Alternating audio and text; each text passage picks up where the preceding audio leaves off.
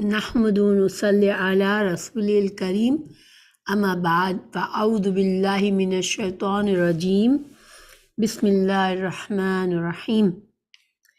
قرآن کی تفسیر کر رہے ہیں، سورہ البقرہ پر پہنچے ہوئے ہیں اور آیت نمبر 30 سے آج کا لیسن شروع ہو رہا ہے۔ اعوذ باللہ من الشیطان الرجیم بسم اللہ الرحمن الرحیم۔ وَإِذْ قَالَ رَبُّكَ لِلْمَلَائِكَةِ إِنِّي جَاعِلٌ فِي الْأَرْضِ خَلِيفَةً قَالُوا أَتَجْعَلُ فِيهَا مَن يُفْسِدُ فِيهَا وَيَسْفِكُ الدِّمَاءَ وَنَحْنُ نُسَبِّحُ بِحَمْدِكَ وَنُقَدِّسُ لَكَ قَالَ إِنِّي أَعْلَمُ مَا لَا تَعْلَمُونَ۔ اس کا ترجمہ ہے، اور جب تیرے رب نے فرشتوں سے کہا کہ میں زمین میں خلیفہ بنانے والا ہوں، تو انہوں نے کہا ایسے شخص کو کیوں پیدا کرتا ہے جو زمین میں فساد کرے، خون بہائے، اور ہم تیری تسبیح، حمد اور پاکیزگی بیان کرنے والے ہیں۔ اللہ تعالیٰ نے فرمایا، جو میں جانتا ہوں تم نہیں جانتے۔ تو انشاءاللہ اس کی تفسیر کو سمجھتے ہیں۔ تھوڑا سا پیچھے سے ہم دیکھ لیتے ہیں کہ ہم کہاں پہنچے ہوئے ہیں، پھر آگے بڑھتے ہیں۔ پیچھے ہم نے پڑھا کہ اللہ سبحانہ وتعالیٰ نے 3 طرح کے انسان بتائے کہ اللہ سبحانہ وتعالیٰ کی یہ کتاب ہدایت کی کتاب ہے، لیکن اس ہدایت سے کون سے لوگ فائدہ اٹھائیں گے؟ وہ متقین ہوں گے جو کہ اس کتاب کو قبول کریں گے، دل سے اس پر ایمان لائیں گے اور عمل کریں گے اس کے مطابق۔ اور پھر دوسرے جو کافر ہیں اس کو ریجیکٹ کر دیں گے، اس کا انکار کر دیں گے اور وہ کافر بن جائیں گے اور خسارہ پائیں گے۔ اور پھر منافقین کا بتایا کہ جن کے دلوں میں بیماری ہے تو وہ اس دنیا کی محبت میں زبان سے تو کہتے ہیں کہ ایمان لائے، مگر ان کا عمل جو ہے وہ اس کے مطابق نہیں ہے۔ اب اللہ سبحانہ تعالیٰ نے پھر تمام انسانوں کو دین کی دعوت دی۔ اب اللہ تعالیٰ ہمیں یہ بتا رہے ہیں یہاں سے کہ کہاں سے یہ سب کچھ شروع ہوا، یہ اللہ کی طرف سے ہدایت کا آنا اور لوگوں کا قبول کرنا نہ کرنا، یہ سلسلہ کہاں سے چل رہا ہے۔ تو اللہ سبحانہ تعالیٰ، یہ رسول اللہ صلی اللہ علیہ وسلم کوئی انوکھے رسول نہیں تھے، کوئی سب سے پہلے رسول نہیں تھے کہ اللہ نے اچانک سے لوگوں کی ہدایت کے لیے بھیجا، بلکہ یہ سلسلہ کہاں سے چل رہا ہے؟ یہ حضرت آدم علیہ السلام سے چل رہا ہے۔ تو اللہ سبحانہ تعالیٰ نے یہاں اب ان آیات میں آدم علیہ السلام کی تخلیق کے بارے میں ہمیں بتائیں گے۔ اللہ تعالیٰ فرما رہے ہیں اور عید کا مطلب ہوتا ہے جب، لیکن ایک طرح سے جب ہم عید کہتے ہیں تو ایک اشارہ ہوتا ہے کہ یاد کرو وہ وقت جب ایسا ہوا تھا، یعنی کسی بات کی طرف اشارہ ہوتا ہے، اس میں ایک کام چھپا ہوا ہوتا ہے کہ کسی کام کی طرف اشارہ کیا جا رہا ہے کہ جب یہ کام ہوا تھا، جب یہ ہو رہا تھا۔ تو اللہ تعالیٰ فرما رہے ہیں کہ اس وقت کو یاد کرو جب، اور ظاہری بات ہے کہ کلام جو ہے رسول اللہ صلی اللہ علیہ وسلم سے ہو رہا ہے، اور پھر ظاہر ہے کہ تمام انسانوں سے اس کے بعد ہو رہا ہے۔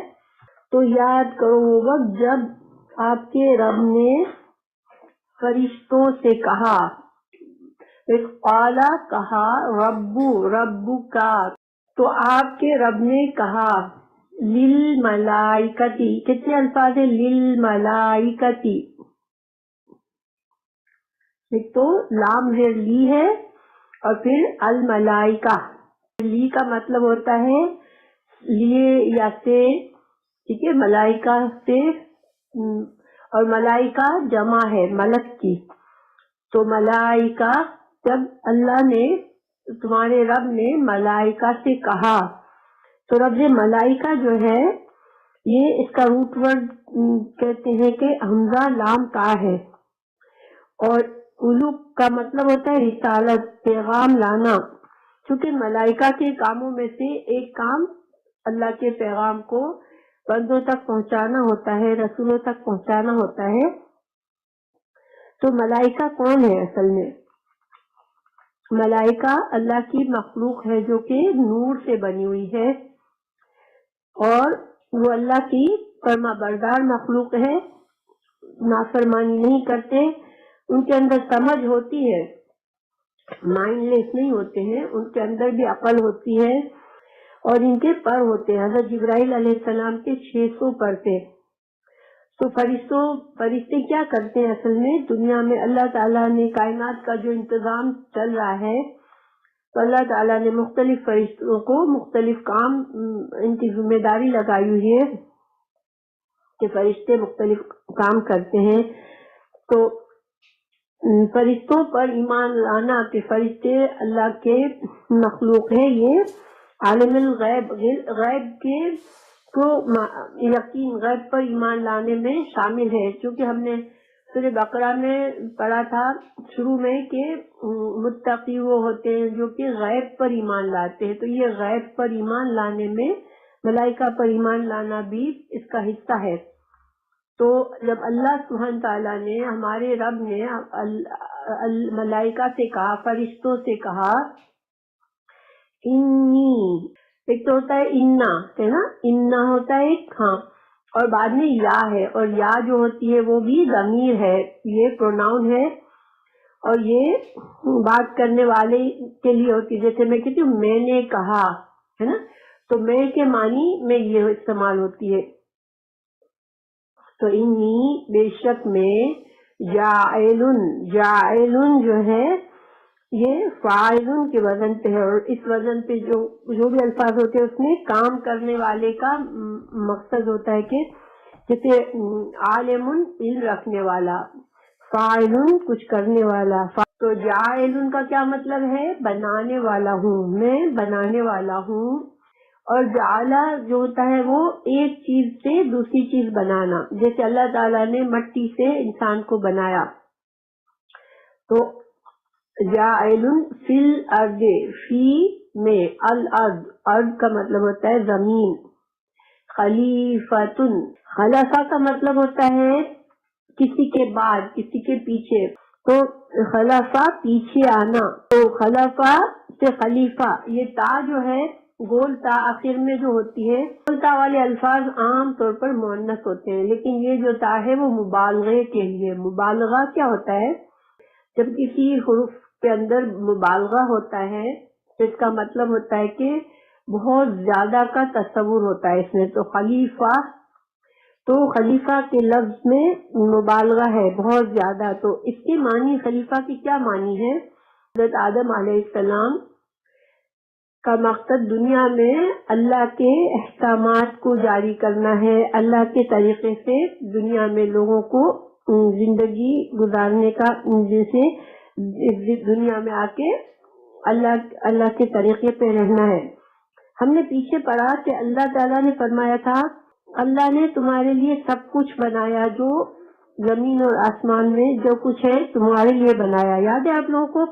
ہم نے پڑھا تھا والذی خلق لکم ما فی الارض جمیعا، وہی اللہ تو ہے جس نے اس دنیا میں جو کچھ بھی ہے وہ تمہارے لیے بنایا ہے۔ تو تمہارے لیے بنایا ہے، میں علماء نے کیا کہا کہ زمین اور آسمان کی ہر چیز انسان کے لیے مستخر کر دی گئی ہے۔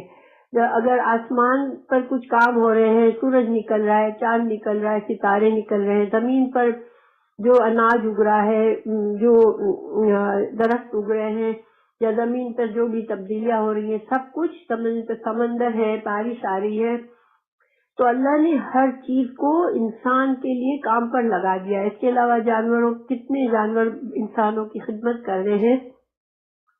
انسان دنیا میں کیا کیا مسخر کرتا ہے، ٹریول کرتا ہے، اور ہر چیز کو اپنے کام میں لاتا ہے۔ تو گویا اللہ تعالیٰ نے اس خلیفہ کو، اپنے خلیفہ کے لیے ہر چیز مسخر کر دی کہ انسان دنیا میں آ کر اس کی دنیا میں اپنی زندگی بسائے اور دنیا کی نعمتوں کو استعمال کرے۔ تو جس طرح اس خلیفہ میں یہ مانی ہے کہ اس اللہ کے قانون کے مطابق، چونکہ اللہ نے اپنی مخلوق کو ہر چیز کو انسان کے لیے مستخر کیا ہے، انسان کے تابع کر دیا ہے، تو اب اللہ کے زمین پر اللہ کا بندہ انسان اللہ کے تابع ہو بن کے رہے، یعنی اللہ کا فرما بردار بن کے رہے، اور ان چیزوں کو اس طرح سے استعمال کرے جیسے کہ اللہ نے اجازت دی ہے، یعنی کہ زیادتی نہ کرے، اپنے اختیارات کے دائرے میں رہ کر کام کرے۔ تو یہ سارے معنی لفظ خلیفہ میں آتے ہیں۔ تو علماء نے کہا کہ خلیفہ یعنی کہ جنریشن در جنریشن بعد میں آنے والی، یعنی حضرت آدم علیہ السلام کی بہت سی جنریشن پیدا ہوں گی، ان سے بچے ہوں گے، بچوں کے بچے ہوں گے، بچوں کے بچے ہوں گے، قیامت تک اس طرح چلتے رہیں گے۔ اور ان کا مقصد کیا ہوگا زندگی میں کہ وہ اللہ کی زمین پر اللہ کے قانون کے مطابق زندگی بسر کرے، اور اللہ کی مخلوق کو، اللہ کی بنائی ہوئی چیزوں کو استعمال کرے، لیکن اللہ کے بندے خود اللہ کے بندے بن کے رہیں، جس طرح اللہ نے ہر چیز کو اس کے تابع کیا ہے، انسان کے تابع کیا ہے، اس طرح اپنے آپ کو اللہ کے تابع فرمان کر دے کہ جو اللہ تعالیٰ جس طرح سے اللہ تعالیٰ نے ہمیں بتایا ہم اس طرح سے زندگی گزارے۔ تو یہ سارے معنی لفظ خلیفہ میں موجود ہیں۔ تو اب اللہ تعالیٰ نے فرشتوں سے کہا کہ میں خلیفہ بنانے والا ہوں دنیا میں۔ حجر، سورہ حجر میں آیت نمبر 28 میں اللہ نے فرمایا اذ قال ربک للملائکۃ انی خالق بشرا من صلصال من حمأ مسنون۔ جب اللہ تعالیٰ نے فرشتوں سے کہا کہ میں ایک بشر بنانے والا ہوں جو کہ مٹی سے جس کو بناؤں گا، گارے سے بناؤں گا، تو پھر اللہ تعالیٰ نے فرمایا اگلی آیت میں فَإِذَا سَوَّيْتُهُ وَنَفَخْتُ فِيهِ مِن رُوحِي فَقَعُوا لَهُ سَاجِدِينَ۔ تو جب میں اس کو ٹھیک سے بنا لوں اور اس کے اندر اپنی روح پھونک لوں تو پھر تم اس کے لیے سجدہ کرنا۔ یعنی کہ یہاں پر صرف اتنا ذکر ہے اس آیت میں کہ اللہ نے خلیفہ بنانے کا ذکر کیا، مگر دوسری جگہ پوری بات لکھی ہے کہ اللہ نے جب یہ ارادہ فرمایا کہ اللہ تعالیٰ حضرت آدم علیہ السلام کو بنا رہے تھے تو فرشتوں کو ساتھ ساتھ پورا بات مقصد بھی بتا دیا کہ جب میں اس بندے کو اچھی طرح سے بنا لوں، اس کے اندر روح پھونک لوں تو پھر تم سب اس کو سجدہ کرنا، ٹھیک ہے۔ تو دوسری جگہ سورہ صاد میں ہے فَإِذْ قَالَ رَبُّكَ لِلْمَلَائِكَةِ إِنِّي خَالِقٌ بَشَرًا مِّن طِينٍ فَإِذَا سَوَّيْتُهُ وَنَفَخْتُ فِيهِ مِن رُوحِي فَقَعُوا لَهُ سَاجِدِينَ۔ تو یہ سیم بات دوسری جگہ سورہ صاد میں بھی بتائی کہ میں انسان کو بنانے والا ہوں مٹی سے، جب میں اس کو ٹھیک ٹھاک بنا لوں تو اور اس کے اندر روح پھونک دوں تو تم پھر اس کے لیے سجدہ کرنا۔ یہ پوری بات اس وقت بتا دی تھی فرشتوں کو جب کہ حضرت آدم علیہ السلام کو بنانے کی پلاننگ تھی، ٹھیک ہے، ابھی حضرت آدم علیہ السلام کو بنایا نہیں تھا۔ تو یعنی کہ فرشتوں کو پہلے سے پتا تھا کہ جب حضرت آدم علیہ السلام کو بنا دیں گے اللہ سبحانہ تعالیٰ تو پھر جب ہمیں فرمائیں گے تو ہمیں ان کو سجدہ کرنا ہوگا۔ گویا فرشتوں کو پتا تھا کہ اس مخلوق کو اللہ تعالیٰ نے بڑا کرم اور عزت کے ساتھ بنا رہا ہے، عزت دے گا بڑی۔ اب دوسری ایک بات یہاں پر آگے چلنے سے پہلے یہ بھی بتا دوں کہ فرشتے، اس وقت فرشتوں میں ایک ابلیس بھی موجود تھا، اور ابلیس کون تھا؟ وہ جن تھا، اور جن اللہ کی ایک اور مخلوق ہے جو کہ آگ سے بنی ہوئی ہے۔ تو اب یہ جن فرشتوں میں کیا کر رہا تھا؟ تو یہ جو ابلیس تھا، یہ جس طرح حضرت آدم علیہ السلام انسانوں کے بشر کے باپ ہے، اسی طرح وہ جنوں کا باپ ہے۔ تو اس نے اتنی عبادت کی، وہ اتنا زیادہ عبادت گزار تھا کہ فرشتے، آپ کو پتا ہے کہ فرشتے اس کو عزت دیتے ہیں جو اللہ کی عبادت کرتا ہے بہت زیادہ، تو اتنا زیادہ اللہ کا عبادت گزار تھا کہ فرشتے اس کی عزت کرتے تھے، اس کو اپنے ساتھ اپنی کمپنی میں رکھتے تھے۔ اور جیسے کہ انسان جو ہے وہ کہ آسمان پر نہیں جا سکتا، انسان مٹی سے بنا ہوا ہے، لیکن جن جو ہے وہ آگ سے بنے ہوئے ہیں، فرشتے نور سے بنے ہوئے، تو آگ اور نور کی مخلوق جو ہے وہ آسمانوں پر جا سکتی ہے، اور زمین پر بھی بچ سکتے ہیں، زمین پر بھی آ سکتے ہیں، آسمانوں پر بھی جا سکتے ہیں۔ تو یہ شیطان بھی، ابلیس بھی موجود تھا فرشتوں کے اندر جس وقت اللہ سبحانہ تعالیٰ نے یہ بات بتائی کہ میں ایک مخلوق بناؤں گا جو کہ ایک خلیفہ ہوگا میرا، اور خلیفہ سے مطلب کہ اس دنیا میں کتنی چیزیں اس کے لیے مستقر کی جائے گی، اور یہ دنیا میں اللہ کے قانون کے مطابق اس کی زندگی کا مقصد یہ ہوگا کہ اللہ کے تابع فرمان رہے گا اور اللہ کی مخلوق کو استعمال کرے گا، اللہ کی دنیا پر جو چیزیں اللہ نے اس کے لیے رکھی ہے وہ استعمال کرے گا اور دنیا کو مسخر کرے گا۔ تو اب فرشتوں نے کیا کہا، قالوا اتجعل فيها من يفسد فيها ويسفك الدماء۔ قالوا، انہوں نے کہا، یہ جمع ہے نا، واو ہے اس میں، واو سے میں پتہ چلتا ہے جمع کا صیغہ ہے۔ فرشتوں نے کہا، اور ساتھ ہی یاد رکھیں کہ ابلیس بھی موجود تھا، تو انہوں نے کہا تجعل، حمزہ کیا، تجعلو تو بنائے گا، فیہا اس میں، یہ کتنے الفاظ ہو گئے، فیہا، فی میں، ہا اس میں، من جو، یفسدو فسادہ فساد، جو کہ فساد کرے گا، اور فساد ہر طرح کا بگاڑ ہوتا ہے۔ دیکھیے اصلاح یہ ہوتی ہے کہ چیزوں کو اچھی طرح سے کرنا، صحیح طرح جیسا حق ہے اس طرح سے کرنا، اور فساد اس کے اندر بگاڑ پیدا کرنا۔ تو فرشتوں نے کہا، کیا اے اللہ، کیا تو بنائے گا ایک ایسی مخلوق جو کہ فساد کرے گی، فیہا، ہا سے مراد، یہ عربی میں ارض جو ہے وہ مؤنث ہے، تو یہ ہا بھی مؤنث کی ضمیر آئی ہے۔ تو یا اللہ، کیا اس میں تو بنائے گا جو کہ فساد کرے گا اس میں، وَيَسْفِكُ الدِّمَاءَ، اور یسفی، سفقہ سے مطلب ہوتا ہے خون بہانا۔ سفقہ، دیکھیں ایک تو پانی بہایا جاتا ہے، اس کے لیے سفق نہیں استعمال ہوتا، ٹھیک ہے، یہ اردو میں ہم کہتے ہیں یہ سفاق قاتل ہے نا، سفاق قاتل کہتے ہیں۔ تو سفاق وہ ہوتا ہے کسی کا خون بہا دیتا ہے، کسی کو قتل کر دیتا ہے، تو اس میں سفقہ میں خون بہانے کا معنی ہوتا ہے۔ لیکن اللہ تعالیٰ نے مزید الدماء، دماء دم کی جمع ہوتی ہے، دم کا مطلب خون، دماء تو بہت سارے خون، اس کا مطلب پھر یہ پورے ورڈ کا کیا مطلب ہوا، یسفک الدماء، کہ بہت زیادہ خون بہائے گا، یعنی کہ خون کی ندیاں بہا دے گا یہ انسان، اتنا فساد کرے گا۔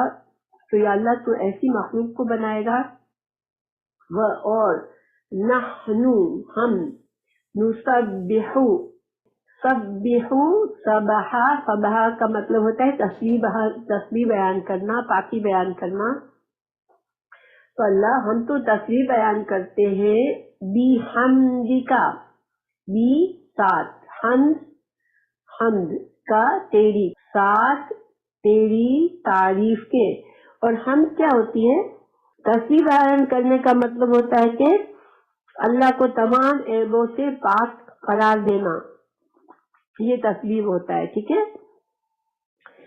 لیکن تسبیح کے اندر دیکھیں، جب اللہ کو پاک قرار دینا تو تسبیح کے اندر معنی فرما برداری کے بھی ہوتے ہیں کہ انسان اللہ کو پاک قرار دیتا ہے ہر طرح کی برائیوں سے، تو پھر مخلوق ہونے کے ناطے اس کو بھی جب انسان صحیح دل سے تسبیح کرتے ہیں جیسے کہ فرشتے کرتے ہیں، تو فرشتے اللہ کی نافرمانی نہیں کرتے، اللہ کو پاک، ہر ایک سے پاک سمجھتے ہیں، تو وہ جانتے ہیں کہ جب اللہ عیبوں سے پاک ہے تو اس کی مخلوق کے اندر عیب نہیں ہونا چاہیے، اس کو بھی پاک رہنا چاہیے۔ تو فرشتے کہتے ہیں کہ اللہ، ہم تو تیری تسبیح کرتے ہیں، اور حمد جو ہے، حمد میں تعریف ہوتی ہے، اور ایسی تعریف جس میں محبت اور تعظیم ہوتی ہے، اور اس میں ایسی ذات کی صرف حمد ایسی ذات کی جا سکتی ہے جو کہ پرفیکشن ہو، جس کے اندر کمال ہو، مکمل ہو، جو پرفیکٹ ہو۔ تو پرفیکٹ اللہ کی ذات کے سوا کوئی بھی نہیں ہے، تو ہم جو ہے صرف اللہ کی بیان کی جا سکتی ہے۔ تو فرشتے کہنے لگے کہ اللہ، ہم تو تیری تعریف، محبت اور تعظیم کے ساتھ تیری پاکی بیان کرتے رہتے ہیں، وَنُقَدِّسُ، اور ہم پاکی بیان. قدسہ میں دو معنی ہوتے ہیں، خود بھی پاکی، اپنے ماحول میں بھی پاکی، اور اللہ سبحانہ تعالیٰ کے لیے بھی پاکی بیان کرنا. اور تقدیس بھی صرف اللہ سبحانہ تعالیٰ کے لیے ہوتی ہے. تو جب فرشتوں نے کہا کہ ہم نقدسو، ہم پاکی بیان کرتے ہیں، تو اس کا مطلب یہ ہے کہ اللہ ہم تو اپنے ماحول کو بھی پاک رکھتے ہیں، اور ہم مکمل طور پر نفی کرتے ہیں کہ تیری شان کے خلاف کوئی بات نہ ہو. چونکہ اللہ سبحانہ تعالیٰ ہر خرابی سے، ہر برائی سے پاک ہے اللہ کی ذات. تو فرشتے اپنے ماحول کو بھی پاک رکھتے ہیں اور اللہ کی پاکی کا احساس کرتے ہیں. فرشتوں نے کہا یا اللہ ہم تو تیری تعریف کرتے ہیں، ہم کرتے ہیں، اور ہم تجھے تیری پاکی بیان کرتے ہیں، لکا تیرے لیے. قال، اللہ سبحانہ تعالیٰ نے فرمایا، انا اور یا، بے شک میں، اعلم کہ میں سب سے زیادہ جاننے والا ہوں، ما جو، لا نہیں، تعلمون تم نہیں جانتے، جو میں جانتا ہوں تم نہیں جانتے ہو.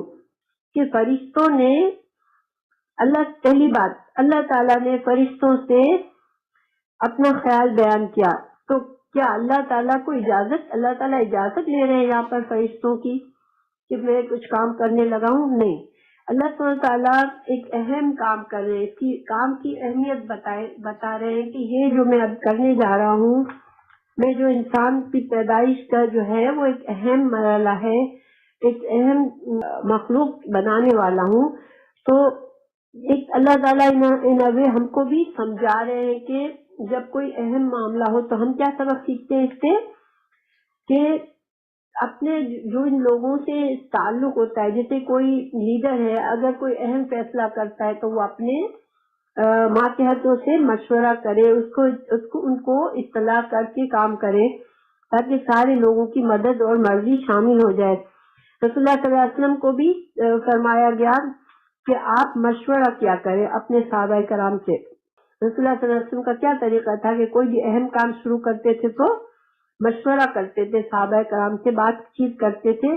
پھر جب ایک فیصلہ ہو جاتا تھا پھر وہ اللہ پر بھروسہ کر کے پھر اپنے فیصلے کو نہیں بدلتے تھے اور اللہ پر بھروسہ کر کے کام کرتے تھے. تو ہمیں بھی ایک سبق یہاں ملتا ہے کہ گھر کے بڑے، جیسے بعض اوقات ہم گھر کے بچوں کو چھوٹا سمجھ کے ان سے کوئی بات نہیں کرتے، لیکن بعض باتیں ایسی ہوتی ہیں جس سے اگر پوری فیملی کو افیکٹ ہو رہا ہو تو فیملی میں مشورہ کرنا چاہیے. اور کبھی اجتماعی کام کر رہے ہو تو ہمیں اجتماعی طور پر جتنے لوگوں کو اس سے تعلق ہو اس کام سے، ان کو اس بات میں شامل کرنا چاہیے. ٹھیک ہے، تو یہ تو سائڈ کی بات تھی. بہرحال اللہ سبحانہ تعالیٰ نے فرشتوں کو بتایا، اور جیسا کہ میں نے دوسری آیت سے بتایا کہ یہ کس وقت بتایا تھا یہ ساری بات، جب ابھی حضرت آدم علیہ السلام کو بنایا نہیں تھا. تو اب اللہ سبحانہ تعالیٰ نے جب فرمایا کہ میں جانتا ہوں جو تم نہیں جانتے، تو اللہ تعالیٰ نے، علماء نے یہ کہا کہ اللہ تعالیٰ نے جانتا ہے کہ یہ میری مخلوق اگرچہ اس کے برائیاں کرے گی، چونکہ میں اس کو اختیار دے رہا ہوں، تو کچھ لوگ بگاڑ پیدا کریں گے، اس اختیار سے ناجائز فائدہ اٹھائیں گے. لیکن اس میں ایسے لوگ بھی آئیں گے جو کہ انبیاء ہوں گے، صالحین ہوں گے، صدیقین ہوں گے، شہید شہداء ہوں گے، عبادت گزار ہوں گے. اللہ تعالیٰ جانتا تھا کہ اس انسان میں ایسے بھی انسان پیدا ہوں گے کہ فرشتے بھی ان کی عزت کریں گے اور ان کو سلام کریں گے. کیونکہ جب فرشتے حاضر ہوتے تھے تو وہ ہمیشہ انبیاء کو سلام کرتے تھے، کیونکہ انبیاء فرشتوں کو دیکھ سکتے تھے. لیکن عام انسان بھی اگر جو صالحین ہوتے ہیں، جب وہ مرنے کے قریب ہوتے ہیں اس وقت فرشتے آتے ہیں ان کے پاس، اور مرنے والا انسان مرنے سے پہلے فرشتوں کو دیکھ لیتا ہے، تو فرشتے ایک نیک انسان کو آ کے سلام کریں گے، اس کو عزت کے ساتھ معاملہ کریں گے، اس کو خوشخبری دیں گے. اور یہ اس کا مرتبہ فرشتے کیوں اتنی عزت کریں گے اس کی، کہ وہ اس نے اتنا بڑا مقام حاصل کیا ہوگا کہ اختیار کے باوجود اللہ کا فرما بردار بن کے رہا ہوگا، تو اللہ کے فرشتے اس کو اتنی عزت دیں گے. کیونکہ دیکھیں فرشتے تو برا کام کر ہی نہیں سکتے، اللہ کی نافرمانی کی ان میں صلاحیت ہی نہیں ہے، حص ہی نہیں ڈالی گئی. تو جب فرشتوں کو فرشتے اس آدمی کو بڑی عزت اور عظمت سے دیکھتے ہیں جو کہ اختیار کے باوجود اپنے آپ کو اللہ کا مکمل فرما بردار بناتا ہے. تو اللہ تعالیٰ نے فرمایا کہ میں جانتا ہوں کہ یہ مخلوق دنیا میں بڑے بڑے کام کرے گی، دنیا اس زمین کو مستقر کرے گی اور اللہ کی فرما بردار بنے گی اور مخلوق کو بہت فائدہ پہنچائے گی. یہ ساری باتیں اللہ سبحانہ تعالیٰ نے فرمایا کہ میں جانتا ہوں جو تم نہیں جانتے ہو. پھر آگے اللہ تعالیٰ نے فرمایا وَعَلَّمَ اور علّمہ تعلیم، علّمہ یعلم تعلیم سے ہے، تو علامہ یعنی سکھایا، بتدریج آہستہ آہستہ سکھا دیا، درجہ بدرجہ سکھایا. آدم علیہ السلام کو کیا سکھایا اللہ نے؟ الاسماء، نام. یہ اسم کی جمع ہے، اسماء نام. علامہ آدم اسماء، اللہ تعالیٰ نے آدم علیہ السلام کو نام سکھائے. کلہ تمام، سارے کے سارے، یعنی کہ دنیا میں جو بھی چیزیں ہیں جو دنیا کے لیے چیزوں کو کام میں لاتا ہے، دنیا کی تمام چیزیں، ان کے نام بتائے. حضرت ابن عباس اس آیت کے بارے میں فرماتے ہیں کہ اللہ تعالیٰ نے تمام اشیاء کے نام بتائے اور ان کا فنکشن بتایا کہ وہ یہ چیزیں کس طرح استعمال ہوتی ہے.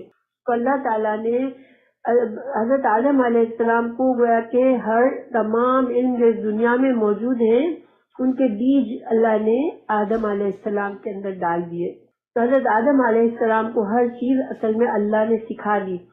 اسی طرح قرآن میں ایک جگہ اللہ نے فرمایا کہ داؤد کو ہم نے لوہے کا استعمال سکھایا اور داؤد علیہ السلام کو جنگی لباس بنانا سکھایا. تو گویا دنیا کے جتنے بھی علم ہیں ان کی اوریجن کہاں سے آ رہی ہے؟ اللہ سبحانہ تعالیٰ نے آدم علیہ السلام کے اندر ان کی سیڈز ڈال دی ہے، ان نالج کی، جو کہ بعد میں انسان ایکسپلور کرتا ہے، سیکھتا ہے، آگے بڑھتا ہے، اس کو پرفیکشن تک لے جاتا ہے. دیکھیں یہاں پر یہ سمجھنے کی بات ہے کہ آج دنیا میں کیا تصور ہے کہ دینداری الگ چیز ہے اور دنیا داری الگ چیز ہے. دین کا علم الگ ہے اور دنیا کا علم الگ ہے. تو ایک جنرل کانسیپٹ ہے کہ جو بندہ دین میں جاتا ہے تو وہ صرف دین کے علم سے، اس کو دنیا سے کوئی تعلق نہیں ہوتا، بلکہ بہت سے لوگ تو یہ کہتے ہیں کہ کافروں کے علم نہیں سیکھنا، ہم کو صرف دین کا علم سیکھنا ہے اور صرف دین کا علم ہی سیکھنے والی چیزیں نہیں.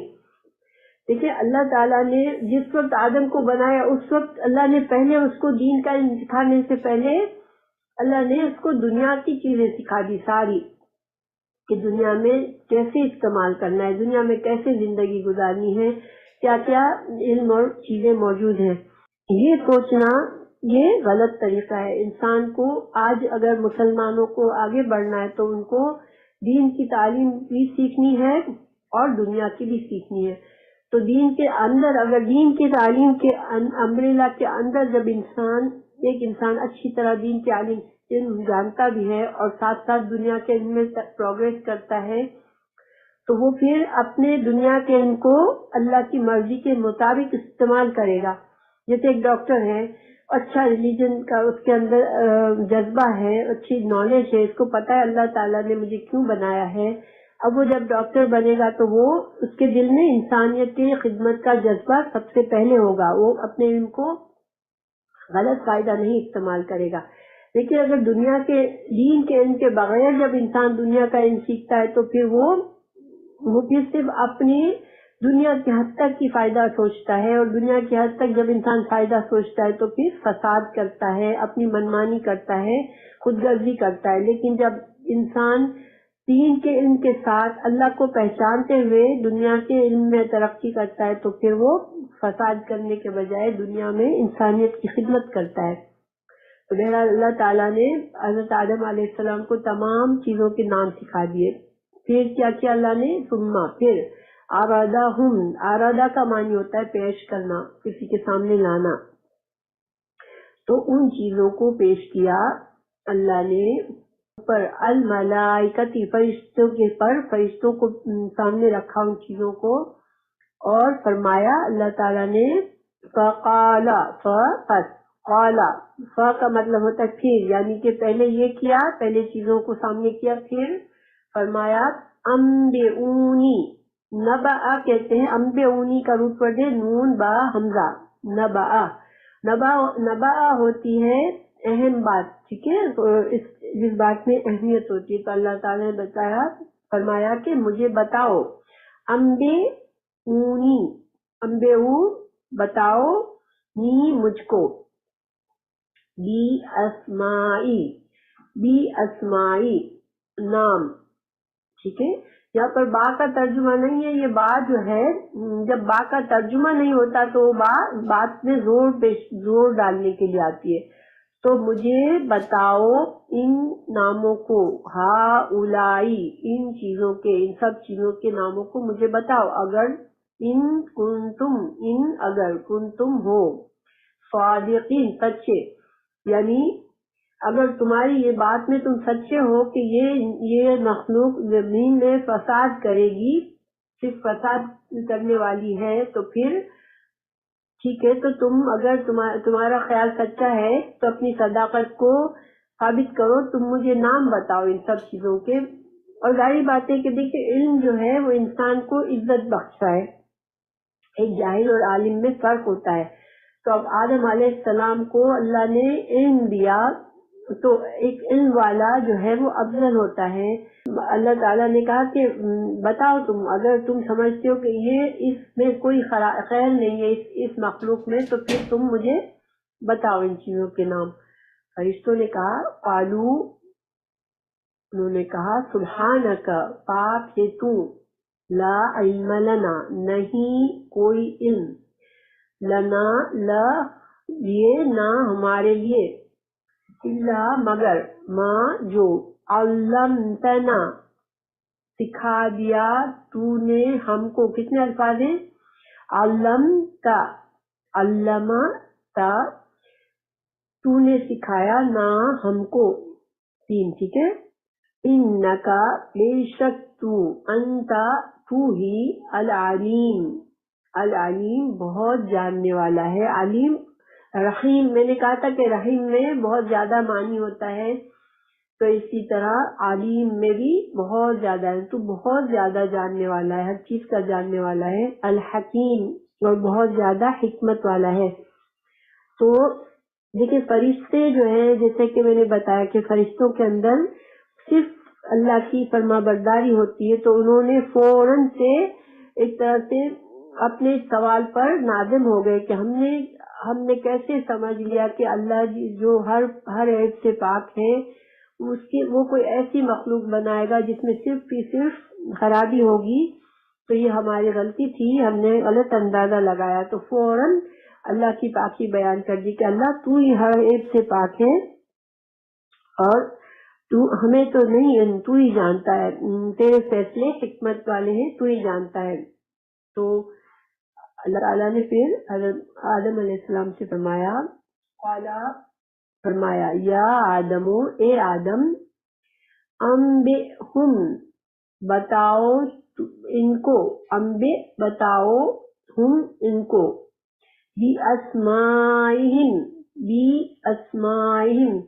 نام ان چیزوں کے، ٹھیک ہے، تو یہاں پر بابی یہ بات میں زور دینے کے لیے آیا ہے، ان کو نام بتاؤ تم، فلما پس لما جب، انبأہم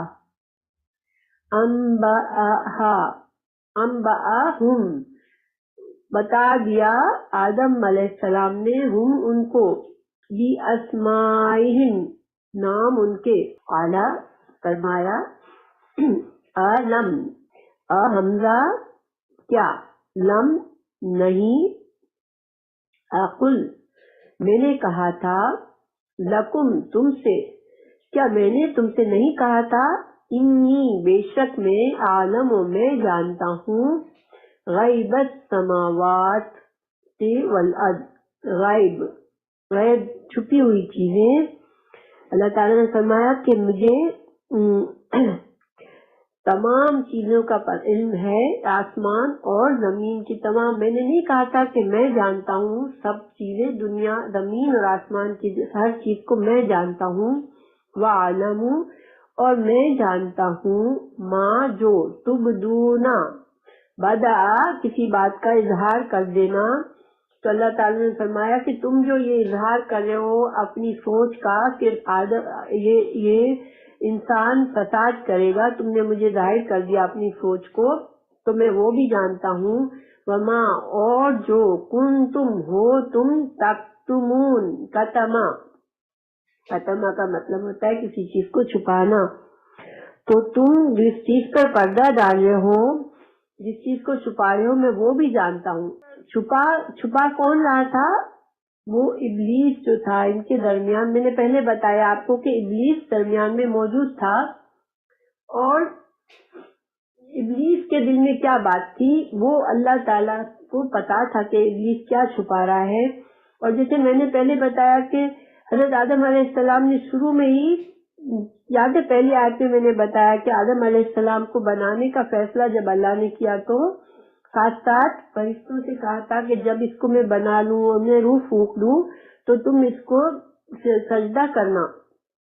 تو جب سے ابلیس جو تھا وہ حسد سے بھرا ہوا تھا کہ یہ مخلوق تو اس کو مجھے سجدہ کرنا پڑے گا، اور اس کو تو اللہ نے مٹی سے بنایا ہے. تو وہ اس کے اندر جو حسد اور نفرت بھری ہوئی تھی انسان کے لیے، وہ اللہ تعالیٰ کو پتا تھا.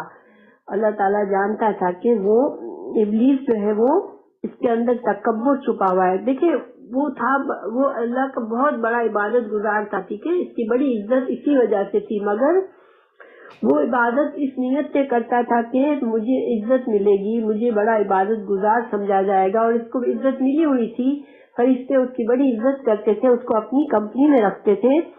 تو اس کا مقصد پورا ہو رہا تھا جب تک وہ اللہ کی عبادت کر رہا تھا. لیکن جہاں اس کو یہ خطرہ آیا کہ اب میرا یہ مقصد پورا نہیں ہوگا، مجھ سے زیادہ کس کو عزت والی مخلوق پیدا ہو رہی ہے جس کو مجھے تعظیم کرنی پڑے گی، اس کو سجدہ کرنا پڑے گا. تو اب اس کے اندر کی خرابی سامنے آنے والی تھی، جو کہ اللہ تعالیٰ کو پتا تھا، ابھی تک فرشتوں کو نہیں معلوم تھا. تو دیکھیں یہاں پر ہمیں تھوڑا سا سبق بھی ہے ہمارے لیے کہ انسان جو ہے، بعض اوقات انسان بڑا نیک ہوتا ہے، بڑے اچھے کام کر رہا ہوتا ہے، اور ہم اس کو بہت اچھا بھی سمجھ رہے ہوتے ہیں، اور اس کی ہمارے اندر ہمیں اس کی کوئی برائی نظر نہیں آ رہی ہوتی ہے. لیکن جہاں ایسا موقع آتا ہے کہ اس بڑے علماء، بڑے بڑے عالم بھی ہو جاتے ہیں اور بڑی عزتیں کما لیتے ہیں، لیکن پھر مقابلہ بازی ہو جاتی ہے اور ان کے اندر کی خرابی ہمیں نظر آنے لگتی ہے کہ میں فلاں سے اچھا ہوں. میں جب تک اس کو سارے لوگ اچھا سمجھتے ہیں، جب تک وہ صحیح چل رہے ہوتے ہیں. جہاں امتحان آیا، جہاں ان کے اندر کی بات ظاہر ہونے لگی، تو وہاں پھر ان کی فساد بھی پتہ چل جاتا ہے. تو انسان کے اندر علم ہونا جو ہے، ایک عبادت گزار، ایک عالم بھی، اس کے اندر بھی تکبر آ سکتا ہے کہ میں بڑی چیز ہوں. تو انسان کو سب سے بڑی چیز یہ ہے کہ انسان اپنے آپ کو بندگی کے حد سے نہ کبھی آگے سمجھے کہ میں اللہ کا بندہ ہوں، اور اس عاجزی سے کبھی بھی خود کو خالی نہ کرے. چاہے اگر وہ کچھ کر رہا ہے، بہت اللہ نے اس کو بڑا رتبہ دے دیا، مقام دے دیا، عزت دے دی، مگر اس کے اندر جتنا بڑا مقام آئے اتنی عاجزی آنی چاہیے، ورنہ پھر انسان جو ہے وہ خطرے میں اپنے آپ کو ڈال دیتا ہے. اس شیطان کے ساتھ یہی ہوا کہ اس کی بڑی عبادتیں تھی، لیکن اس کی عبادتیں اب ضائع ہونے والی ہے، اس لیے کہ اب اس کے اندر حسد پیدا تھا، اس لیے کہ وہ اپنے آپ کو، جب اس کو پتا چلا کہ لو اس کو مٹی سے بنایا جا رہا ہے اور میں تو آگ سے بنا ہوا، تو اس نے خود سے اندازہ لگا لیا کہ جب آگ تو ہے مٹی سے بہتر ہوتی ہے، تو میں تو اس مخلوق سے بہتر ہوں، پھر میں کیوں کر اس کو سجدہ کروں گا. بہرحال یہ تو میں آگے کی بات بتا رہی ہوں، لیکن اللہ تعالیٰ نے یہاں پر بتا دیا کہ تمہارے اندر جو چھپا ہوا ہے وہ بھی میں جانتا ہوں. پھر اللہ تعالیٰ نے کیا کیا، وہ اور جب قلنا کہا ہم نے، للملائکتی فرشتوں سے، سجدو اسجدو حکم ہے یہ سجدہ کرو، لی آدم آدم کے لیے، فسجدو تو انہوں نے سجدہ کیا، الا مگر ابلیس، ابلیس نے سجدہ نہیں کیا۔ ابلیس جو ہے یہ اصل میں اس کا نام نہیں تھا، مگر ابلیس اس کو کیوں کہا گیا کہ ابلیس کا مطلب ہوتا ہے بلک کا مایوس ہو جانا، ٹھیک ہے، حیران ہونا، کچھ بول نہ سکنا، سخت نا امید ہو جانا، غم سے مایوس ہو جانا۔ تو ابلیس جو تھا وہ اللہ کی رحمت سے مایوس ہو گیا۔ اس نے دیکھیں اگر وہ عبادت گزار تھا مگر وہ سوچتا کہ ٹھیک ہے اللہ تعالیٰ خالق ہے، وہ جانتا ہے وہ کیا کر رہا ہے، اور وہ اپنے اندر نرمی پیدا کر لیتا، لیکن چونکہ اس نے اللہ کی رحمت پر بھروسہ نہیں کیا تو وہ ابلیس کہلایا، یہ اس کا لقب ہے۔ ابلیس نے سجدہ نہیں کیا، باقی سارے فرشتوں نے سجدہ کر دیا۔ ابا کا مطلب ہوتا ہے انکار کرنا، اس نے انکار کر دیا۔ واستکبرا، اور استکبار کبارہ سے ہے۔ استکبار میں ایکچولی بڑا ہونا نہیں ہے بلکہ بڑا بننے کی خواہش کرنا ہے، ٹھیک ہے، تو اس نے اس کے اندر بڑائی نہیں کی، اللہ ہی بڑا ہے، اس نے صرف بڑا بننا چاہا، استکبرا۔ تو ابلیس نے انکار کیا، اور کیوں انکار کیا کہ اس نے بڑا بننا چاہا، وَكَانَ مِنَ الْكَافِرِينَ، اور کافروں میں سے ہو گیا، اللہ کی نافرمانی کرنے والا، اللہ کے حکم کے خلاف جانے والا کافر ہو جاتا ہے، تو وہ اس انکار سے کافر بن گیا۔ اب دیکھیں یہاں پر ہم تھوڑا سا غور کریں کہ فرشتوں نے بھی اللہ سے سوال کر کے ایک طرح سے غلطی کی کہ اللہ تعالیٰ کے، انہوں نے سوچا نہیں کہ اللہ تو پاک ہے، اور جب اللہ کا فیصلہ ہے کہ وہ ایک مخلوق بنا رہا ہے تو اللہ تعالیٰ خوب جانتا ہے، لیکن انہوں نے پھر بھی سوال کیا کہ اللہ کیوں بنا رہا ہے کہ جو کہ ایسی مخلوق جو کہ فساد کرے گی، تو لیکن جب اللہ تعالیٰ نے ان کو واضح کر دیا کہ اللہ کا علم زیادہ ہے، انہوں نے فوراً کہا سبحانک، انہوں نے فوراً اپنی اللہ کی پاکی بیان کر دی اور اپنی غلطی کا احساس ہو گیا، ان کو نادم ہو گئے۔ یہاں پر ابلیس ہے کہ اس نے وہ بڑا بننا چاہا، اس نے اللہ کے حکم کا ڈائریکٹ انکار کر دیا، حالانکہ وہ جانتا تھا کہ اللہ خالق ہے اور اللہ جو چاہے کر سکتا ہے، تو اللہ کی ذات کو جانتے ہوئے سمجھتے ہوئے اس نے اتنا بڑا ظلم کر دیا اپنی جان پر کہ اس نے اللہ کے، اور یہ صرف کیوں کر دیا کہ اس کے اندر تکبر تھا۔ تو تکبر جو ہے وہ بہت بری چیز ہے، انسان بہت جلدی تکبر میں پڑ جاتا ہے، انسان بہت کمزور ہے، بہت جلدی وہ اپنے آپ کو ذرا سی تعریف ہو اور وہ اپنے آپ سے باہر نکل آتا ہے، ذرا سا کوئی مقام حاصل کر لے تو وہ بہت بڑا خود کو سمجھنے لگتا ہے۔ تو تکبر کے بڑے نقصانات ہیں انسان کو، اور اللہ تعالیٰ تکبر کرنے والے کو جنت سے محروم کرے گا، یہ حدیث سے پتہ چلتا ہے ہمیں تکبر سے بچنا چاہیے۔ دوسری سبق ہمارے لیے یہاں پر یہ ہے کہ فرشتوں نے جیسے صرف ظاہراً دیکھا کہ یہ مٹی سے بنا ہوا ہے، یہ خلیفہ ہے تو یہ فساد کرے گا، تو انہوں نے ایک اندازہ لگایا۔ تو ہمیں یہ سبق ملا کہ ہمیں چیزوں کی ظاہری پہلو کو دیکھ کر فی خلاف فیصلہ نہیں کر لینا چاہیے کسی بھی چیز کے بارے میں، اور اس کو سمجھنا چاہیے۔ اور پھر دوسری بات یہ کہ بہت سے کاموں میں مشکلات اور منفی پہلو بھی ہوتا ہے، مگر اس کے اندر خیر اور بھلائی بھی ہوتی ہے، جس طرح کہ اللہ نے فرمایا کہ یہ بندہ جو ہے فساد کرنے والے اس میں ہوں گے اس مخلوق میں، لیکن اس میں بہت بڑے بڑے نیک اور عالم اور شہداء اور اس میں انبیاء جیسے بڑے بڑے رتبے والے لوگ بھی ہوں گے۔ تو گویا کہ خیر کے ساتھ ساتھ بعض اوقات جو ہے برائی کا پہلو ہوتا ہے، تو برائی کے پہلو سے بعض اوقات ہمیں بہت بڑی خیر ملنے والی ہوتی ہے، لیکن ہم اس کی چھوٹی سی برائی دیکھ کے اس خیر سے خود کو محروم کر دیتے ہیں۔ تو یہ اللہ کا قانون ہے کہ جہاں پر اگر کچھ شر کا پہلو ہے، بعض چیزوں میں اس میں خیر بھی ہوتی ہے، تو ہمیں اس پر جلد بازی نہیں کرنی چاہیے۔ پھر اللہ کی تخلیق میں غور و فکر انسان نے کیا ہے، وہ فرشتوں جنہوں نے نہیں کیا ہے، کیونکہ اللہ تعالیٰ نے یہ ایک ایسی مخلوق بنائی ہے شاندار کہ جو اللہ کی تخلیق میں بہت غور و فکر کرنے والی ہے. پھر زمین میں انسان فساد کرتا ہے، مگر انہیں انسانوں میں کچھ عظیم نیک کام کرنے والے بھی ہیں. پھر انسانوں کے اعلیٰ ترین اقسام کے لیے اللہ نے اپنی جنت بنائی ہے.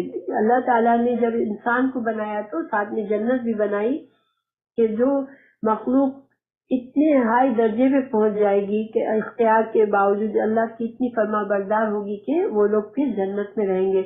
اور دوسری بات یہ کہ خیر حاصل کرنے کے لیے شر کا کچھ برداشت کبھی کرنا پڑتا ہے، اور انسان کے لیے اچھا بننے کے لیے کچھ رکاوٹیں ہیں اس دنیا میں. شیطان اس کا دشمن ہے، جو کہ ہمیں ابھی مزید ہم پڑھیں گے اس واقعے کو تو ہمیں پتہ چلے گا کہ انسان کے لیے کتنی رکاوٹیں بھی ہیں کہ انسان کا ازل سے یہ دشمن ہے، جو کہ حضرت آدم علیہ السلام کو بھی بہکایا اس نے، اور ہم انسانوں کے پیچھے بھی ہوتا ہے وہ.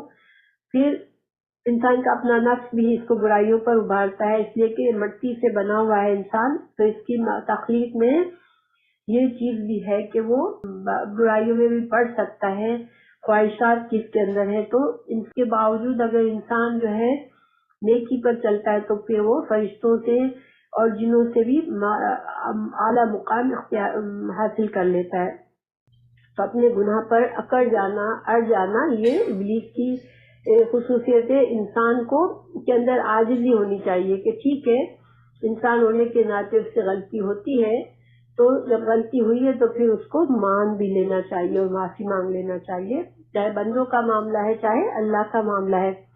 پھر اللہ سبحانہ تعالیٰ نے فرمایا وَقُلْنَا اور قل کہا نا ہم نے، یا آدم اے آدم، یا حرف ندا ہے بلانے کے لیے استعمال ہوتا ہے، تو یا آدم اے آدم اسکن رہو، لیکن یہاں اطمینان سے رہو، سکون سے رہو، انتا تم، و اور زوجکا زوج آپ اور آپ کی بیوی رہو، جنت میں.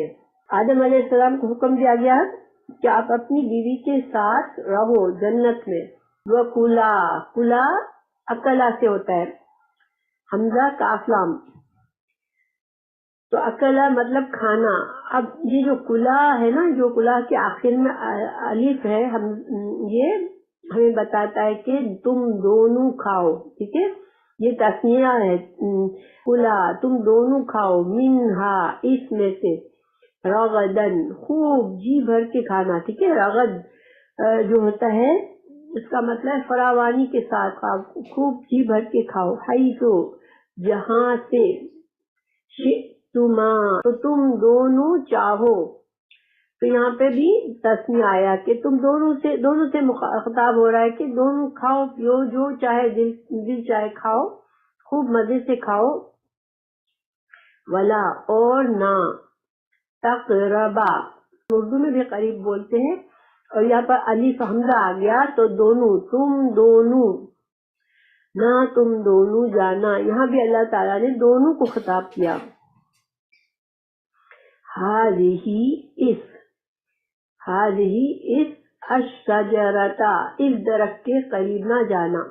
فتکونا اگر تم گئے تو کیا ہو جائے گا، پس تکونا ہو جاؤ گے تم دونوں، یہاں بھی دونوں آ گیا، من سے الظالمین ظالموں میں سے. تو یہ ظالمین جمع ہے، یانون آخر میں ہے. ٹھیک ہے، اب اللہ تعالیٰ نے دیکھیں اللہ تعالیٰ نے یہ نہیں فرمایا درخت میں سے مت کھانا، اس کا پھل مت کھانا، بلکہ کیا کہا اس کے قریب بھی نہ جانا. تو اسلام کا یہ مزاج ہے کہ اسلام میں گناہ کے قریب بھی نہ جاؤ. جیسے اللہ تعالیٰ نے یہ زنا کا حکم دیا تو یہ نہیں کہا کہ زنا مت کرو، اللہ نے کیا فرمایا، لا تقربوا الزنا، تم زنا کے قریب بھی نہ جاؤ. تو گویا جو اسباب انسان کو گناہ کے قریب کرتے ہو ان اسباب سے بھی دور رہنے کا حکم ہے اسلام میں. کہ جیسے مثال کے طور پر اگر لڑکا لڑکی گھوم پھر رہے ہیں، دوستی کر رہے ہیں آپس میں بہت زیادہ، تو یہ زنا کے قریب لے جانے والی بات ہے. اسی لیے اسلام میں ہیں لڑکے اور لڑکی کو ملنا گھومنا پھرنا یہ چیزیں جائز نہیں ہے. تو کیونکہ یہ بڑے گناہ کی طرف لے جاتے ہیں کہ یہ زنا کا چانس ہو جاتا ہے. تو اسی طرح درخت کے پاس مت جانا. فتکونا اگر تم گئے تو کیا ہو جائے گا تم کو؟ تم ظالموں سے ہو جاؤ گے. یعنی اب ظالم میں سے ہو جاؤ گے. تو ظالم کا ترجمہ کیا ہوتا ہے؟ ظلم کرنے والے. تو اب گناہ کرنے سے انسان ظلم کرنے والا کیسے بن جاتا ہے؟ تو اس سے ہمیں یہ پتا چلا کہ کوئی بھی گناہ جو ہے وہ اصل میں ظلم ہے. کوئی گناہ کا کام انسان کرتا ہے تو وہ اصل میں ظلم کر رہا ہوتا ہے. ظلم کیا ہے؟ عربی میں ظلم کہتے ہیں کہ حق کے خلاف کوئی کام کرنا. کسی چیز کو ایسی جگہ رکھ دینا جہاں پر رکھنے کا جائز نہیں ہے، اس کی جگہ نہیں ہے، وہ ظلم ہوتا ہے. حق تلفی کرنا کسی کا ظلم ہوتا ہے. تو انسان جب کوئی گناہ کرتا ہے تو کس طرح سے اللہ کی نافرمانی کرتا ہے تو کس کی حق تلفی کر رہا ہوتا ہے؟ تو سب سے پہلے یہ اللہ کے حق کے خلاف جا رہا ہوتا ہے. اللہ کا حق یہ ہے کہ اللہ خالق ہے تو اس کی بات مانی جائے، اس کا حکم مانا جائے. تو جب انسان اللہ کی بات نہیں مانتا، اللہ کی نافرمانی کرتا ہے تو اللہ سبحانہ تعالیٰ کا حق نہیں ادا کرتا، اللہ کے حق کے خلاف جاتا ہے. نمبر 2، وہ کس کی حق تلفی کرتا ہے؟ انسان اپنے تمام اعضاء اور ان چیزوں کی حق تلفی کرتا ہے جن کو اللہ کی نافرمانی میں استعمال کرتا ہے. لیکن ہم اپنی آنکھوں سے غلط کام کیا ہم نے، تو ہماری آنکھوں کا حق یہ تھا کہ یہ اللہ کی نعمت ہے تو وہ اس نعمت کی ہم حفاظت کریں اور اس کو گناہوں سے بچائے. جب ہم نے آنکھ کا گناہ کیا تو ہم نے ہماری آنکھ کی حق تلفی کی، کیونکہ ہمارے انسان کے اعضاء بھی تو اس کے ساتھ جہنم میں جائیں گے نا. تو جب انسان گناہ کر رہا ہوتا ہے تو خود اس کے اعضاء بھی اس کو ملامت کر رہے ہوتے ہیں کہ اس کی وجہ سے ہم جہنم میں جائیں گے. قیامت میں انسان کے اعضاء اس کے خلاف گواہی دیں گے کہ اللہ اس نے ہمیں استعمال کیا تیری نافرمانی میں. اللہ کی ان نعمتوں کی حق تلفی کرتا ہے جو اللہ نے دی ہے، اس کو مثال کے طور پر مال خرچ کر کے انسان کچھ غلط کام کرتا ہے. انسان اپنے وقت کو خرچ کر کے، جو کہ سب یہ اللہ کی نعمتیں ہیں، زندگی کا جو وقت ہمیں ملا ہے یہ اللہ کی نعمت ہے. ہم نے اس نعمت کو غلط کام میں لگا دیا تو ہم نے حق تلفی کر دی. اور پھر ظاہری بات ہے انسان اپنے ذات کے ساتھ حق تلفی کرتا ہے، کیونکہ انسان پھر اللہ کے ناراضگی کا مستحق بن جاتا ہے. انسان اگر جہنم میں جاتا ہے تو اس نے اپنے آپ پر ظلم کر دیا کہ اس نے اپنی ذات کو، جس کو اللہ نے اتنا عزت دی تھی، اتنا اکرام دیا تھا، اس نے نافرمانی کر کے جہنم میں جانے کا اس کو ذریعہ بنا دیا. تو یہ سارے اللہ سبحانہ تعالیٰ جب بھی انسان ظلم کرتا ہے تو انسان جب بھی اللہ کی نافرمانی کرتا ہے تو وہ اصل میں ظلم کر رہا ہوتا ہے. تو اللہ سبحانہ تعالیٰ نے فرمایا کہ تم اگر اس شجرے کے پاس جاؤ گے تو چانسز ہے کہ تم گناہ میں پڑ جاؤ، اس کا پھل کھا لو اور ظالموں میں سے بن جاؤ. پھر کیا ہوا؟ فَأَضَلَّهُمَا اس کا روٹ ورڈ ہے زاد دال لام لام، پھسلایا. ٹھیک ہے، پھسلایا یعنی کہ وہ خود سے نہیں پھسلے تھے، ان کو پھسلایا. کس نے پھسلایا؟ ہما، یہ بھی تسمیہ ہے، ان دونوں کو پھسلایا. اب دیکھیں بہت سے لوگ کہتے ہیں کہ ہوا نے آدم کو کہا تھا کہ ہوا علیہ السلام نے ضد کر کے یا کچھ کسی طرح سے اپنے شوہر کو راضی کیا تھا اس گناہ کے لیے، مگر یہ ہوا پر جھوٹا الزام ہے. اللہ تعالیٰ نے یہاں فرمایا کہ دونوں کو پھسلا دیا، ان دونوں کو اپنی باتوں سے پگھلا دیا. شیطان نے دونوں کے دل میں وسوسے اس طرح سے ڈالے کہ یہ دونوں پھسل گئے، اس کی باتوں میں آ گئے. الشیطان، و شیطان نے، انہا، اس سے یعنی کہ جنت سے، فاخرجہما، پس اخرجا، خرجا نکالنا، اخرجا نکلوایا، ہما ان دونوں کو، تو ان دونوں کو نکلوا دیا، اس سے جنت سے نکلوا دیا. من سے، ماں جو، کانا دیکھیے کانا نون زبر نہ ہوتا تو یہ واحد ہوتا، یہاں پر کانا حمزہ ساتھ الف کے ساتھ ہے تو دونوں کو مما کانا دونوں تھے فی ہی جس حالت میں بچے مزے کے سکون کی زندگی رہ رہے تھے، جنت میں ہر جگہ گھوم پھر رہے تھے، اس سب سے شیطان نے ان کو پھسلا دیا، ان کو نکلوا دیا۔ وَقُلْنَا اور جب انہوں نے ایسا کیا، یہ ظلم کیا اپنی جان پر، تو اللہ نے کیا فرمایا؟ اور ہم نے کہا اہبطوا ہباتا ہوتا ہے کہیں سے اوپر سے نیچے کی طرف جانا، خود سے یا کوئی نکال دے تو اتر جاؤ، اہبطوا اتر جاؤ، بعضکم بعض اردو میں بھی بولتے ہیں کم تم میں سے بعض، لی بعض کے لیے عدوٌ دشمن ہے۔ تو اب دیکھیں دنیا میں جنت میں ان کو سکون تھا، کوئی خوف نہیں تھا، کوئی ان کا دشمن نہیں تھا، کسی طرح سے ان کو کوئی مشکل نہیں تھی۔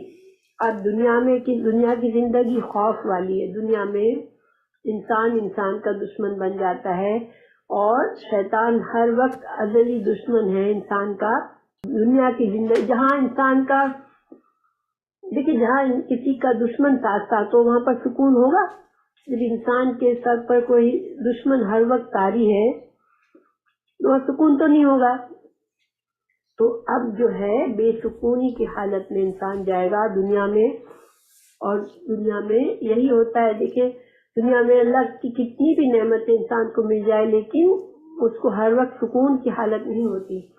تو اللہ تعالیٰ نے فرمایا کہ تم میں سے بعض کے دشمن ہوں گے، وَلَكُمْ اور تمہارے لیے زمین میں مستقرن جو ہے اس کا روٹ ورڈ ہے قرار۔ ہم اردو میں بھی کہتے ہیں نا قرار کا کیا مطلب ہوتا ہے؟ ایک جگہ ٹھہرنا، ٹھیک ہے۔ تو اور جب بہت سردی ہوتی ہے تو اس کو بھی قرن کہتے ہیں، چونکہ انسان اس میں بھی جم جاتا ہے، سردی میں انسان کو موو اراؤنڈ ہونا مشکل ہوتا ہے۔ زمین میں اللہ سبحانہ تعالیٰ فرما رہے کہ وَلَكُمْ فِي الْأَرْضِ مُسْتَقَرٌّ تمہارے لیے ٹھکانہ ہوگا، قرار ہوگا، اور متاع کہتے ہیں دنیا کی جو سامان ہوتا ہے نا، زندگی گزارنے کا سامان، کھانا پینا رہنا، زندگی کی اور چیزیں، لباس، تو فائدہ ان چیزوں سے ہم فائدہ اٹھاتے ہیں۔ متاع دنیا جو دنیا کے زندگی گزارنے کا سامان ہے، تو اللہ نے کہا کہ تم زندگی کا سامان ہوگا تمہارے لیے وہاں پر، اور تمہارے لیے وہاں رہنا ہوگا الا طرف حین کہتے ہیں ایک مقرر وقت تک۔ تو اللہ تعالیٰ نے یہاں بتا دیا کہ اب کیا ہوگا، اب جو بھی دنیا میں آئے گا ہر انسان کے لیے ایک مخصوص زندگی ہوگی، مخصوص وقت ہوگا جس میں اس کو اس کی دنیا کا رزق ملے گا، اور اس کے لیے کچھ فائدے ہوں گے، وہ یہاں رہے گا، اور ساتھ ہی ساتھ اس کو مختلف قسم کی دشمنیوں سے واسطہ پڑے گا۔ پھر اب کیا ہوا، دیکھیں اب حضرت آدم علیہ السلام کو جب احساس ہوا کہ یہ تو مجھ سے غلطی ہو گئی، میں نے شیطان کی بات مان لی، اللہ کی نافرمانی کر لی، تو اب ان کو بہت زیادہ دکھ ہوا، اور انہوں نے دعا مانگی اللہ سے، اور وہ دعا بھی ظاہری بات ہے اللہ نے ان کو سکھائی۔ تو اللہ تعالیٰ فرما رہے ہیں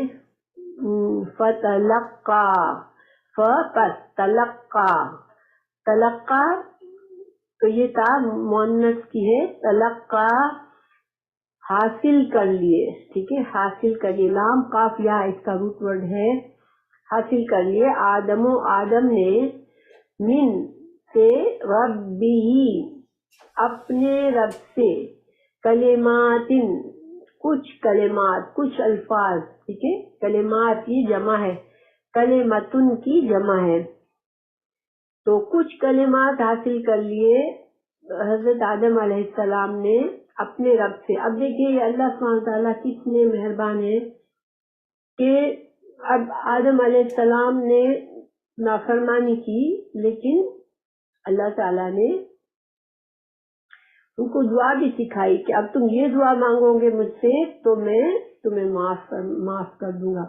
اللہ تعالیٰ نے ہم انسانوں کو بہت ہی دعائیں سکھائی ہیں، رسول اللہ صلی اللہ علیہ وسلم نے ہمیں سکھائی ہیں، قرآن نے دعائیں سکھائی ہیں، تو ہمیں ان دعاؤں سے فائدہ اٹھانا چاہیے، بیکاز یہ وہ دعائیں ہیں جو خود اللہ تعالیٰ نے ہمارے لیے پسند فرمائی ہے۔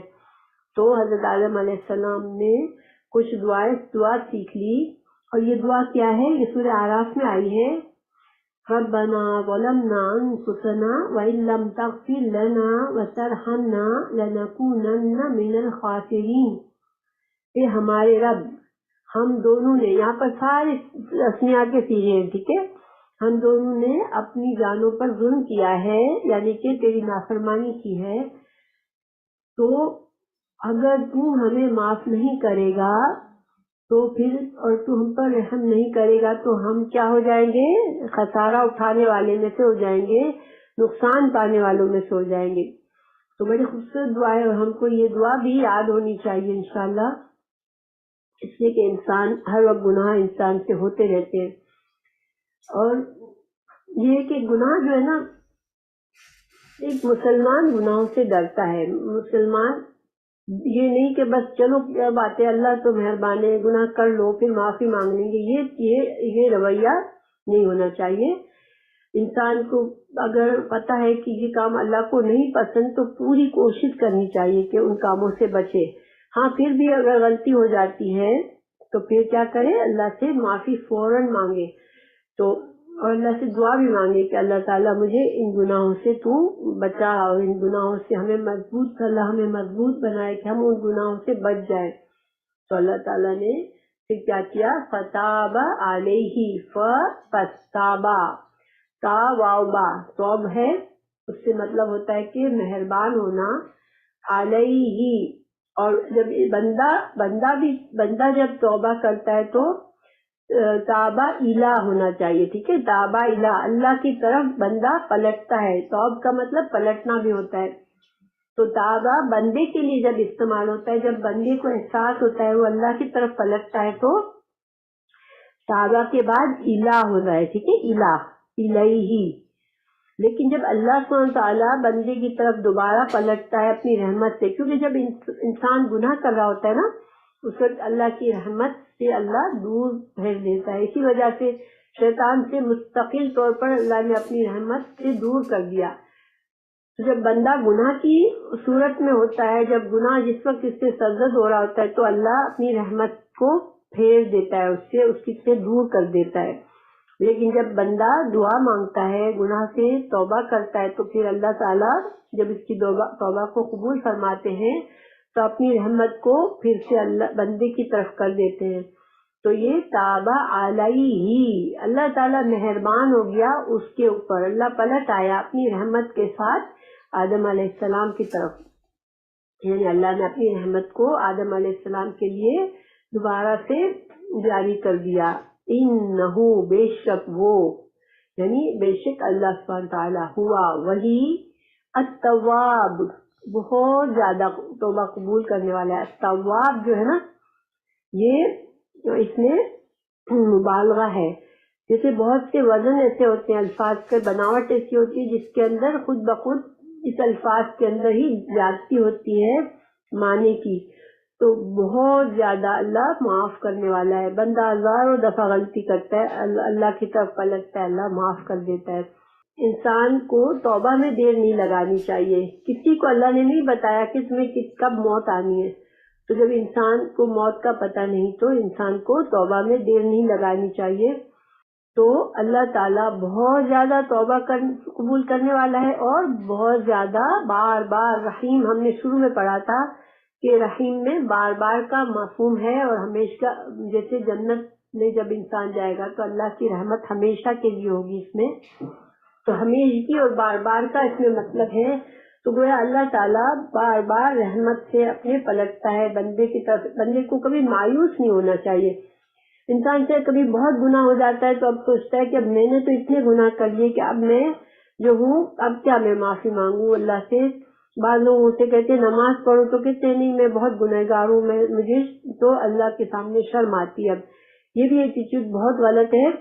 اللہ سبحانہ تعالیٰ کے پاس ہماری توبہ کے لیے کوئی شرم جھجک نہیں ہونی چاہیے۔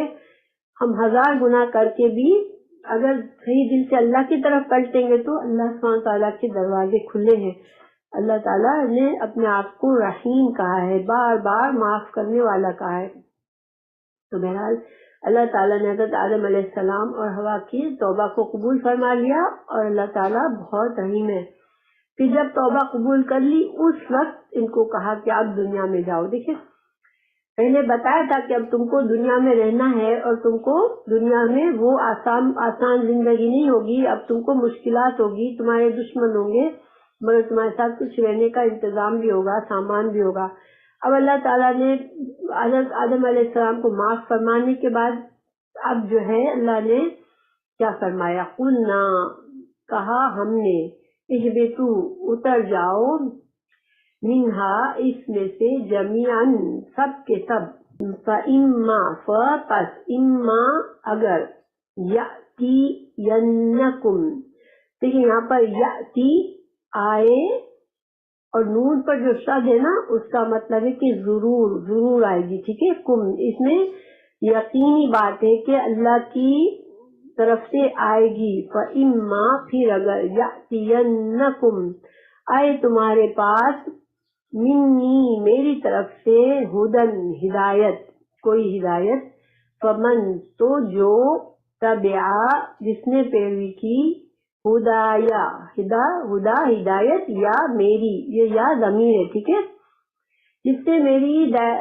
میری ہدایت کی پیروی کی، فلا تو نہ، خوف ہوگا، علیہم اس کے اوپر، ولا اور نہ، ہم وہ، یحزنون کا روٹ ورڈ کیا ہے، حزن، حزن کہتے ہیں۔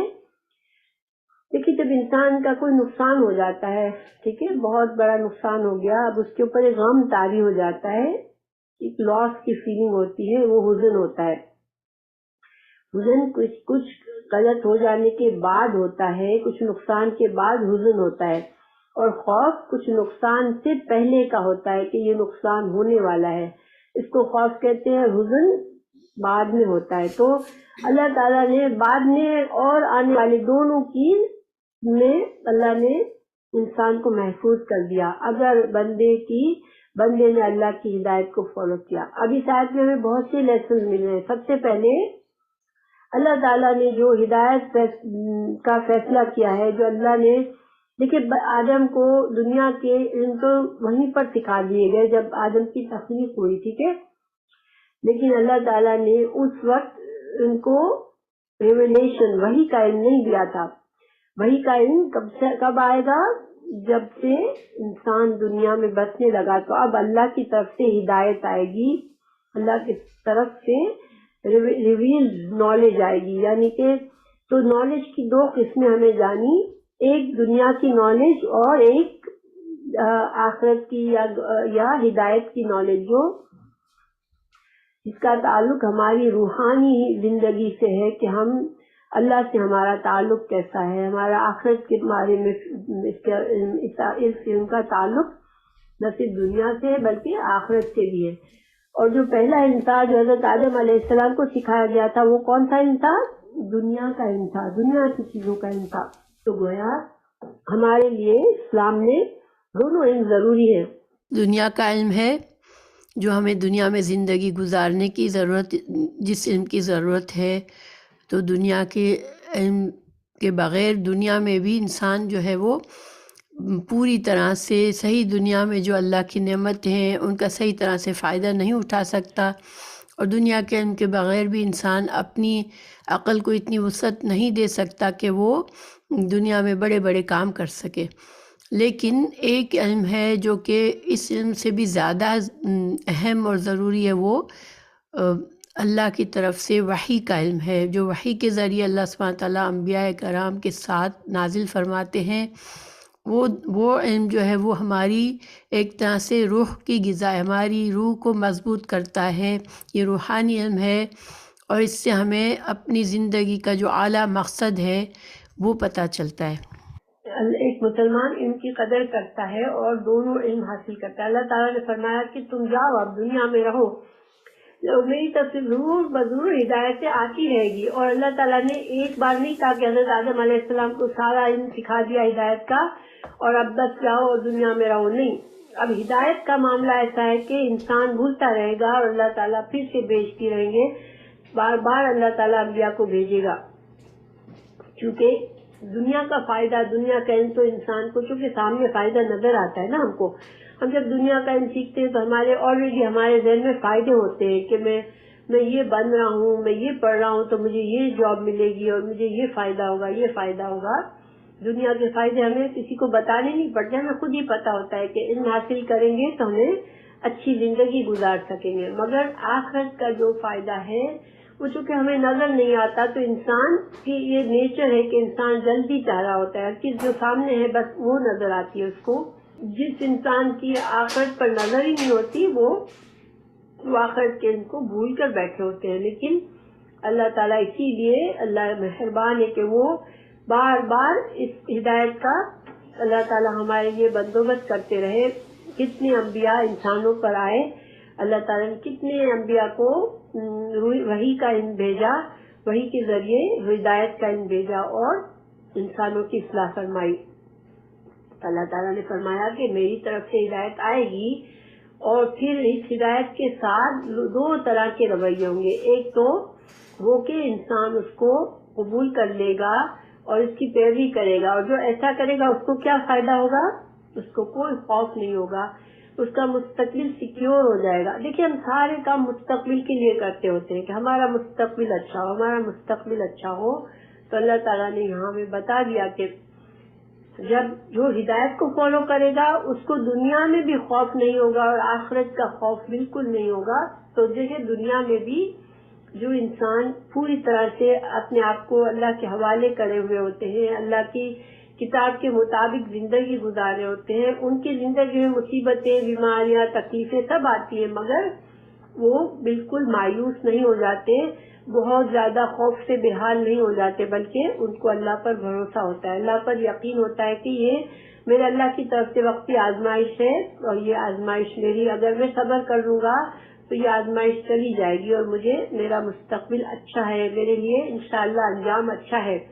اور آخرت میں بھی جس دن قیامت کے دن خوف کا یہ حالت ہوگا کہ لوگوں کو اس کے اعمال نامہ میں دیے جا رہے ہوں گے، لوگوں کو قبروں سے اٹھ کر پریشان حال ہوں گے، سب خوف زدہ ہوں گے، اور یہ خوف کا قیامت کے دن اور یہ جو فیصلے کے دن میں خوف کا وہ حال ہوگا کہ جس کو اللہ محفوظ رکھے گا وہی محفوظ ہوگا اس خوف سے۔ تو پھر اللہ تعالیٰ نے فرمایا کہ اس کو اپنے مستقبل کا کوئی خوف نہیں ہے، اس کا مستقبل سیکیور ہے جو میری ہدایت کو فالو کرے گا، اور اس پر کوئی غم بھی نہیں ہوگا۔ تو دنیا میں اللہ کے بھروسہ کرنا، اللہ سے تعلق رکھنا، اللہ کی ہدایت کو فالو کرنا، یہ خوف اور غم سے آزاد کرتا ہے انسان کو۔ اب والذین، اور وہ لوگ، کفروا، جنہوں نے کفر کیا، وکذبوا، اور جنہوں نے جھٹلایا، کذبا سے ہے کذبوا، جھٹلایا، بآیاتنا، ہماری آیات کو، ہمارے احکامات کو، اولئک، یہی لوگ، اصحاب النار، یہ کیا ہوں گے؟ جہنم کے ساتھی ہوں گے، جہنم میں جائیں گے، ہم وہ فیہا، اس میں، خالدون، ہمیشہ رہیں گے۔ تو گویا اللہ تعالیٰ نے جب آدم علیہ السلام کو جنت سے نکال کے دنیا میں بھیجا تو جنت میں واپس جانے کا راستہ بھی بتا دیا کہ ہدایت پر چلو گے تو واپس اس جنت میں آ جاؤ گے، جنت تمہارے لیے بنی ہے، مگر جنت ایسی جگہ نہیں ہے جہاں پر سارے لوگ جائیں گے۔ جو اللہ کی ہدایت کو قبول نہیں کریں گے، جھٹلائیں گے، اور ظاہر انسان کیوں جھٹلاتا ہے؟ اپنے دنیا کے فائدوں کے لیے جھٹلاتا ہے، تو پھر وہ جہنم میں جائیں گے اور ہمیشہ رہیں گے۔ لیکن یہاں میں یہ پتہ چلتا ہے کہ شروع دن سے یہ جو اللہ کے ہدایت بھیجنا، اللہ کے رسول بھیجنا، یہ کوئی نئی بات نہیں ہے، شروع دن سے، اور یہ ایک ہی قاعدہ شروع سے چل رہا ہے کچھ لوگ انبیاء کی بات مانیں گے اور کچھ نہیں مانیں گے، اور جو نہیں مانیں گے وہ اپنے اوپر ظلم کر کے جہنم میں جائیں گے۔ اللہ سبحانہ تعالیٰ ہمیں محفوظ رکھے